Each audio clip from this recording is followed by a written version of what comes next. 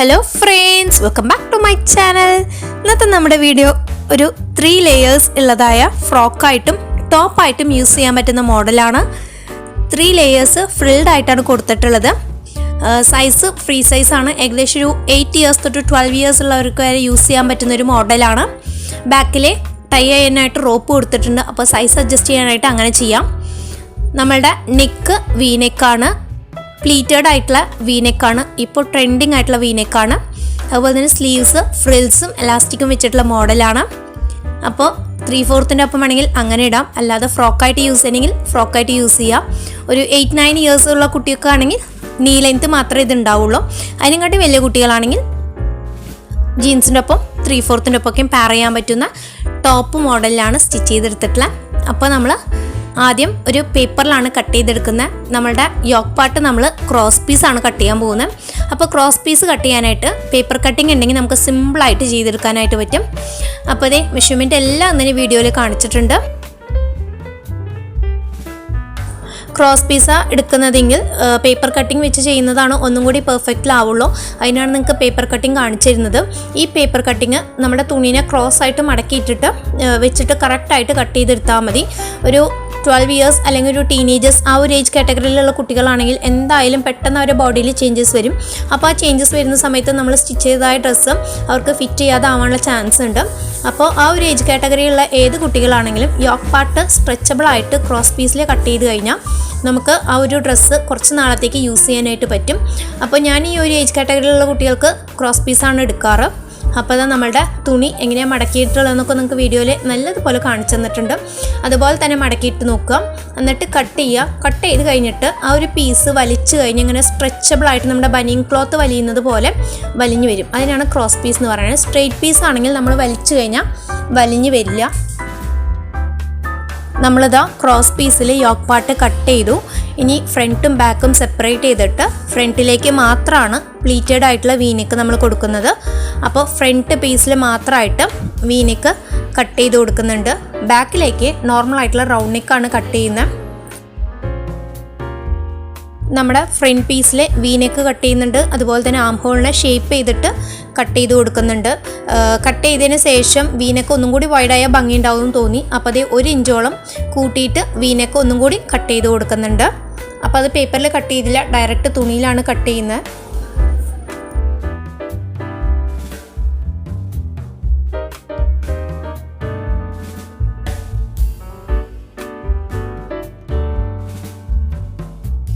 നമ്മുടെ ഫ്രണ്ടിലത്തെ നെക്കിൻ്റെ കട്ടിങ് ഇവിടെ കഴിഞ്ഞു. ഇനി നമ്മൾ ലെയേഴ്സാണ് കട്ട് ചെയ്യാൻ പോകുന്നത്. ആദ്യം യോക്കിൻ്റെ അവിടെയുള്ള ലെയറാണ്. ആ ലെയറിനായിട്ട് നമ്മൾ 20 ഇഞ്ചാണ് എടുക്കുന്നത്. വീതി 7 ഇഞ്ചാണ്. പിന്നെ രണ്ടാമത്തെ ലെയറിന് 25 ഇഞ്ചും വീതി 7 ഇഞ്ച് തന്നെയാണ്. മൂന്നാമത്തെ ലെയറിന് 30 ഇഞ്ചും വീതി 7 ഇഞ്ചാണ് എടുക്കുന്നത്.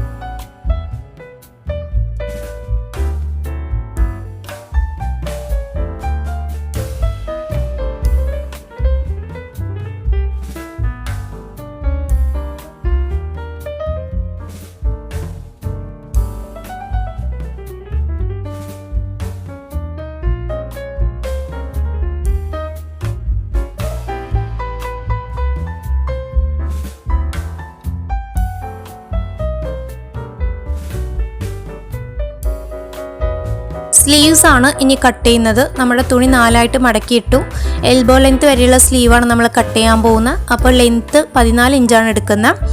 നമ്മുടെ എൽബോ ലെങ്ത്തിൻ്റെ അവിടെയുള്ള വീതി 5 ഇഞ്ചാണ്. അവിടെ നമ്മൾ തുണി മടക്കിയിട്ട് എലാസ്റ്റിക് ഇട്ട് കൊടുക്കുക ചെയ്യുന്നത്. പിന്നെ നമ്മുടെ ആം ഹോൾ വെച്ചിട്ടാണ് നമ്മൾ കൈ സിമ്പിളായിട്ട് കട്ട് ചെയ്തെടുക്കുന്നത്. അപ്പോൾ നമ്മുടെ ആം ഹോൾ വെച്ചിട്ടൊന്ന് മാർക്ക് ചെയ്ത് കൊടുക്കുക, എന്നിട്ട് കട്ട് ചെയ്താൽ മതി. ഞാനിവിടെ പ്ലീറ്റ്സ് ഇട്ടിട്ടാണ് ചെയ്യുന്നത്. അപ്പോൾ ആ ആം ഹോളിനെക്കാട്ടിയും കുറച്ചൊന്ന് കയറിയിട്ടാണ് വെട്ടി കൊടുക്കുന്നത്. അപ്പോഴാണ് പ്ലീറ്റ്സ് ഇടുമ്പോൾ കറക്റ്റായിട്ട് വരിക. നിങ്ങൾക്ക് വീഡിയോ കണ്ടാൽ നല്ലതുപോലെ മനസ്സിലാവും. അപ്പോൾ നമ്മുടെ ചാനൽ ആദ്യമായിട്ട് കാണുന്ന കൂട്ടുകാരുണ്ടെങ്കിൽ ഒന്ന് സബ്സ്ക്രൈബ് ചെയ്യാം. നമ്മുടെ കണ്ടൻസ് ഒക്കെ ഇഷ്ടമാവുന്നുണ്ടെങ്കിൽ ഒന്ന് ലൈക്ക് ചെയ്ത് സപ്പോർട്ട് ചെയ്യാം.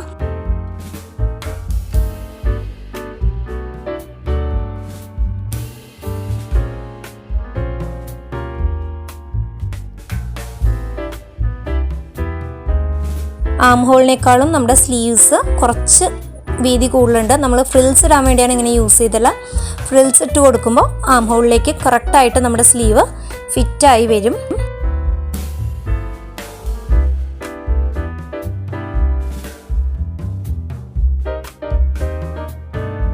നമ്മളിനി സ്റ്റിച്ചിങ്ങിലേക്ക് കിടക്കുകയാണ്. ആദ്യമായിട്ട് നമ്മൾ വീനെക്കാണ് സ്റ്റിച്ച് ചെയ്യുന്നത്. വീനെക്ക് സ്റ്റിച്ച് ചെയ്യുന്ന ഏറ്റവും സിമ്പിൾ മെത്തേഡാണ് ഞാനിതിൽ കാണിച്ചിട്ടുള്ളത്. 2 പീസ് തുണി എടുത്തിട്ടുണ്ട്. ഏകദേശം 10 ഇഞ്ച് നീളവും 2 ഇഞ്ച് വീതിയുമുണ്ട്. വീനെക്കിൻ്റെ താഴെയായിട്ട് വെച്ചിട്ട് ആ വീനെക്ക് ഒന്ന് ഷേപ്പ് ചെയ്ത് കൊടുത്തിട്ടുണ്ട്. എന്നിട്ട് ആ വീനെക്ക് ഷേപ്പിൽ ഒന്ന് അടിച്ചു കൊടുക്കുക. എന്നിട്ട് ആ പീസ് ഒന്ന് കട്ട് ചെയ്തിട്ട് മടക്കി കൊടുത്താൽ തന്നെ നമുക്ക് വീനെക്ക് നല്ല ഭംഗിയിൽ കിട്ടും. ഇത് ഏറ്റവും എളുപ്പമുള്ള വഴിയാണ് കേട്ടോ. നിങ്ങൾ എത്രയും മെത്തേഡിൽ നിങ്ങൾ വീനെക്ക് വെച്ചിട്ടുണ്ടെങ്കിലും ഇതൊന്ന് ട്രൈ ചെയ്ത് നോക്കുക. വളരെ സിമ്പിളായിട്ടുള്ള മെത്തേഡാണ്. ഇനി ഇതിലേക്കൊരു ക്രീം പീസിൻ്റെ പ്ലീറ്റ്സ് ഇടാനായിട്ട് നമ്മളൊന്ന് കട്ട് ചെയ്തെടുക്കുന്നുണ്ട്. ഒരു 20 ഇഞ്ച് നീളവും 2 ഇഞ്ച് വീതിയുള്ള തുണി എടുത്തിട്ട് മടക്കിയിട്ട് ചെറിയ ചെറിയ പ്ലീറ്റ്സ് ഇട്ട് കൊടുക്കുന്നുണ്ട്. ആ പ്ലീറ്റ്സ് നേരത്തെ നമ്മൾ സ്റ്റിച്ച് ചെയ്ത് വെച്ചതായ വി ഷേപ്പിലുള്ളതായ പീസിൻ്റെ മുകളിലേക്ക് വെച്ച് കൊടുത്തിട്ട് ആദ്യം അടിച്ചു കൊടുക്കുന്നുണ്ട്. എന്നിട്ടാണ് യോക്ക് പാർട്ടിലേക്ക് അടിക്കുന്നത്. യോക്ക് പാർട്ടിലേക്ക് അടിക്കുന്ന സിമ്പിൾ മെത്തേഡും ഞാൻ കാണിച്ചു തന്നിട്ടുണ്ട്. നിങ്ങളൊന്ന് ട്രൈ ചെയ്ത് നോക്കുക. ഫ്രണ്ടിലത്തെ വീനെക്കിനൊപ്പം നമ്മൾ ഓൾറെഡി സ്റ്റിച്ച് ചെയ്ത് വെച്ചതായ പ്ലീറ്റ്സ് ഇട്ടിട്ടുള്ള വീനെക്ക് ഇങ്ങനെ വെച്ച് കൊടുക്കുക. കറക്റ്റ് ആ നടുവിലത്തെ ഭാഗം വി ജോയിൻ ആവുന്ന സ്ഥലത്ത് ഒരു സേഫ്റ്റി പിൻ വെച്ചിട്ടൊന്ന് കുത്തി കൊടുക്കുക. എന്നിട്ട് ഇതുപോലെ തന്നെ നിങ്ങൾ മെഷീനിൽ അടിച്ചാൽ മതി. നല്ല ഭംഗിയിൽ നമുക്ക് ചെയ്തെടുക്കാൻ പറ്റും. എന്നിട്ട് അതൊന്ന് മറിച്ചിട്ട് ഒന്ന് മുകളിലേക്ക് പതിച്ചടിച്ചു കൊടുക്കുക. അങ്ങനെ നമ്മളുടെ ഫ്രണ്ട് നെക്ക് സ്റ്റിച്ചിങ് ഇവിടെ കഴിഞ്ഞു. ഇനി ബാക്ക് നെക്ക് നമ്മൾ കട്ട് ചെയ്തിട്ടില്ല. ഫ്രണ്ട് നെക്ക് സ്റ്റിച്ച് ചെയ്തതിന് ശേഷം ആ ഒരു മെഷർമെൻറ്റ് വെച്ചിട്ടാണ് നമ്മുടെ ബാക്ക് നെക്ക് കട്ട് ചെയ്യുന്നത്. ബാക്ക് നെക്കിൻ്റെ നീളം 3 ഇഞ്ചും വീതി 2 ഇഞ്ചാണ് ഏകദേശം വരുന്നത് കേട്ടോ. അങ്ങനെ കട്ട് ചെയ്തെടുത്തു. അതുപോലെ തന്നെ ബാക്കിലത്തെ ഓപ്പണിങ് നമ്മൾ കട്ട് ചെയ്തെടുത്തു. ആദ്യം ഓപ്പണിങ് സ്റ്റിച്ച് ചെയ്യുന്ന ഭാഗമാണ് കാണിച്ചിട്ടുള്ളത്.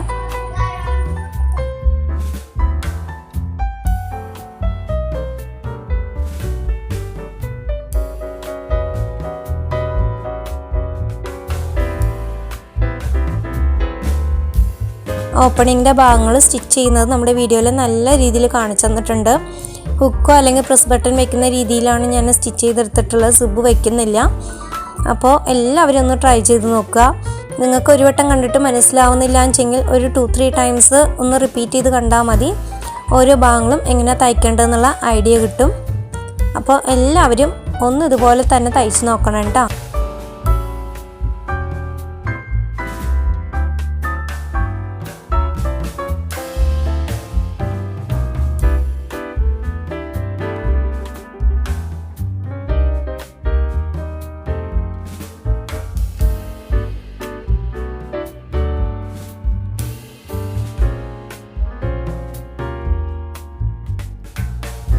ഇനി നമ്മുടെ നെക്ക് ക്രോസ് പീസ് വെച്ചിട്ട് മടക്കി അടിച്ചു കൊടുക്കുന്നുണ്ട്. പിന്നെ നമ്മുടെ ഷോൾഡേഴ്സ് ജോയിൻ ചെയ്തു.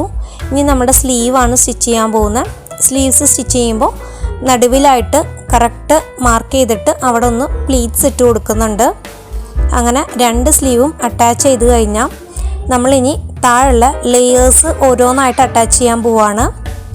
ആദ്യത്തെ ലെയർ എടുക്കുക. അതിൽ ഒന്ന് അടിച്ചു കൊടുത്തിട്ട് ആ അടിച്ചു കൊടുത്ത നൂലിൽ നിന്ന് ഒരു നൂല് മാത്രം വലിച്ചു കഴിഞ്ഞാൽ നിങ്ങൾക്ക് ചെറിയ ചെറിയ ഫ്രിൽസായിട്ട് കിട്ടുന്നതാണ്. ഇനി നമ്മുടെ വീഡിയോയിൽ കാണിച്ചുള്ളത് പോലെ ചെയ്താൽ മതി. അതേപോലെ തന്നെ നമ്മുടെ താഴത്തെ ലെയറും ഇതുപോലെ തന്നെ വലിച്ചിട്ട് ഫ്രിൽസ് ആക്കി കൊടുക്കുക. ആദ്യത്തെ ലെയറും രണ്ടാമത്തെ ലെയറും കൂടിയിട്ട് യോജിപ്പിച്ചെടുക്കുക.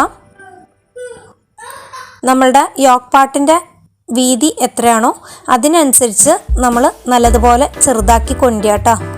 അങ്ങനെ ഇതേ നമ്മുടെ 3 ലെയറും ഞാൻ സ്റ്റിച്ച് ചെയ്ത് കഴിഞ്ഞു. ഇനി നമ്മളുടെ യോക്ക് പാർട്ടിലേക്ക് അറ്റാച്ച് ചെയ്യുകയാണ്.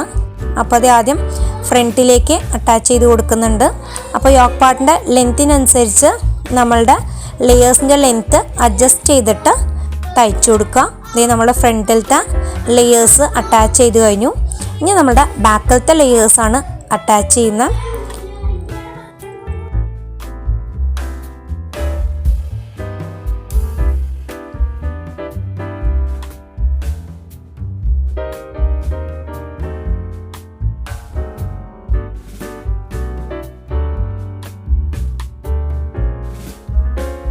നമ്മളൊരു ഫ്രീ സൈസാണ് ഉണ്ടാക്കിയിട്ടുള്ളത്. അപ്പോൾ അതേ നമ്മളുടെ ബാക്കിൽ ടൈ ചെയ്യാനായിട്ടുള്ള ഒരു റോപ്പ് കൊടുക്കുന്നുണ്ട്. ഈ റോപ്പ് കെട്ടിയിട്ടാണ് നമ്മുടെ സൈസ് അഡ്ജസ്റ്റ് ചെയ്യാൻ പോകുന്നത്. അപ്പോൾ തന്നെ നമ്മുടെ 2 റോപ്പ് സ്റ്റിച്ച് ചെയ്ത് കഴിഞ്ഞിട്ടുണ്ട്. ഇനി ബാക്കിൽ രണ്ടിനും അറ്റാച്ച് ചെയ്ത് കൊടുക്കുന്നുണ്ട്.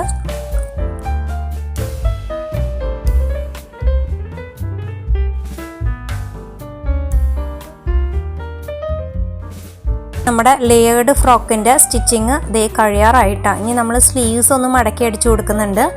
അതിനകത്തേക്ക് ഒരു 7 ഇഞ്ച് വീതിയുള്ള എലാസ്റ്റിക്കാണ് ഇട്ട് കൊടുക്കുന്നത്. അങ്ങനെ അതിട്ട് കൊടുത്തിട്ട് സ്ലീവ്സും സൈഡും ജോയിൻ ചെയ്തെടുക്കുന്നുണ്ട്. എന്നിട്ട് നമ്മുടെ അടിഭാഗം കൂടി മടക്കി അടിച്ചു കഴിഞ്ഞാൽ നല്ല ഭംഗിയുള്ളതായ ഫ്രോക്ക് നമുക്ക് കിട്ടിക്കഴിഞ്ഞു. അപ്പോൾ എല്ലാവരും ഒന്ന് ട്രൈ ചെയ്ത് നോക്കുക. നമ്മുടെ ഫ്രോക്ക് നല്ല ഭംഗിയിൽ നമ്മളോട് തയ്ച്ചെടുത്തിട്ടുണ്ട്. പ്ലീറ്റഡ് ആയിട്ടുള്ള V-നെക്കും അതുപോലെ തന്നെ എലാസ്റ്റിക്കും ഫ്രിൽസും ഉള്ളതായ സ്ലീവും 3 ലെയേഴ്സ് ഉള്ളതായ ഫ്രോക്കാണ്. ബാക്കിലെ റോപ്പ് നമ്മുടെ സൈസ് അഡ്ജസ്റ്റ് ചെയ്യാനായിട്ട് റോപ്പും കൂടി വെച്ച് കൊടുത്തിട്ടുണ്ട്. നല്ല ഭംഗിയുള്ള മോഡലാണ്. അപ്പോൾ എല്ലാവരും ഒന്ന് ട്രൈ ചെയ്ത് നോക്കുക.